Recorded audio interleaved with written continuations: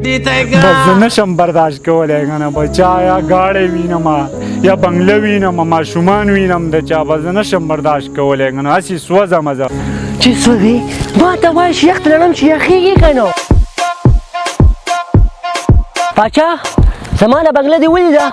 او دا خو مې ولیدله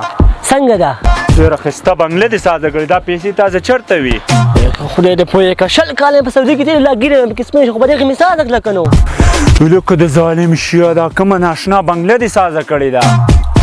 دا خو چې 100 روپۍ دې مونتې دي د بنګلې په کونه دې ورمنډلې دي او که نه ما خو په دې ډېره زیاته خواري کړله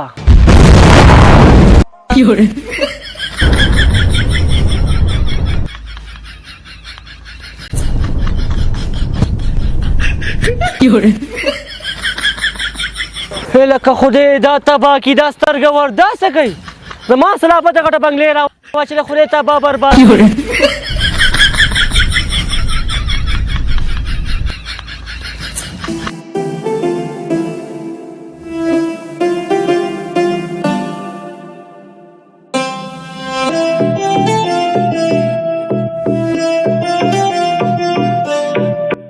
اوف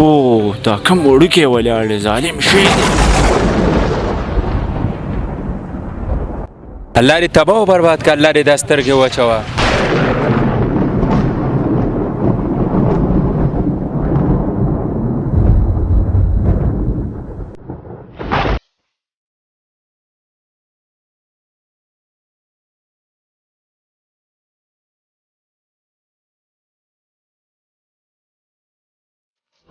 هی سلامونه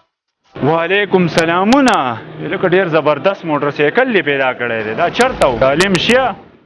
لکه دې سترګه ور بیا وکتل خدای دې خیر کړي دې بوډا خو چې چا ته م کتلي یا چي ته م کتلي مخکې نه منډې وړی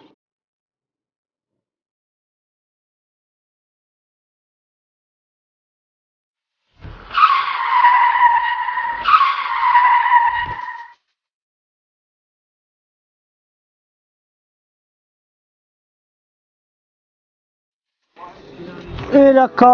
داسې چل وشو خدای خو دې بوډا سترګې ماته کړي خدای له چېرته واچوي چې کم شي ته یې م ختلي له مخې نه منډې وړی خدای چېرته با برباد کړي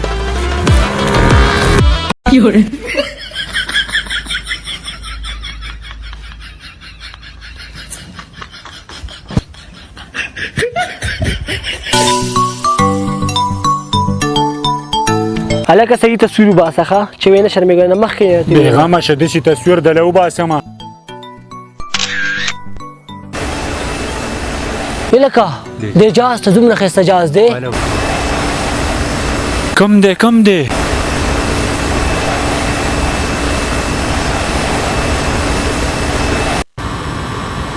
لکه د ظالم شه دا کم جاز دی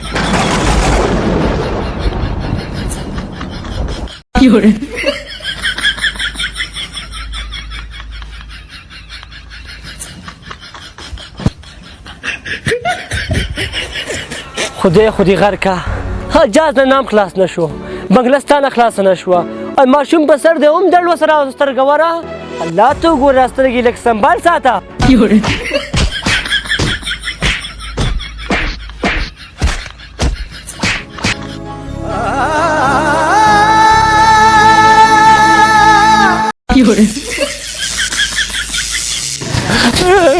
بیا به نه کومه